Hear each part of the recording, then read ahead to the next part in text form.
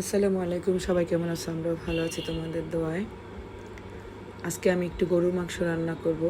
গরুর মাংস রান্না করার জন্য প্রথমে মাংসে পেঁয়াজ কুচি, গরম মশলা, আদা রসুন বাটা, মরিচের গুঁড়া, হলুদের গুঁড়া, একটু ধনিয়ার গুঁড়া, জিরার গুঁড়া, তারপরে তেল দেব।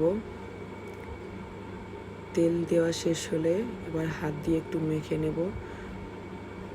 আমি আসলে গরুর মাংস মাখিয়ে রান্না করি। মাখিয়ে গরুর মাংস রান্না করলে খুবই মজা হয়। মাখানো হয়ে গেলে ঢাকনা দিয়ে ঢেকে রান্না করব সেদ্ধ হওয়া পর্যন্ত। এবার ঢাকনাটা উঠিয়ে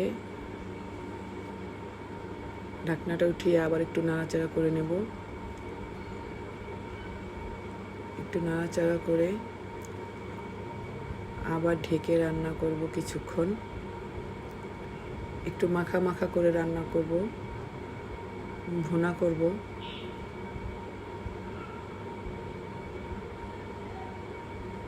আবার ঢাকনা উঠিয়ে আবার একটু নাড়াচাড়া করে নিলাম।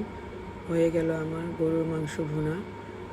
সবাই ভালো থাকবেন, পাশে থাকবেন, আমার জন্য দোয়া করবেন। আল্লাহ হাফেজ।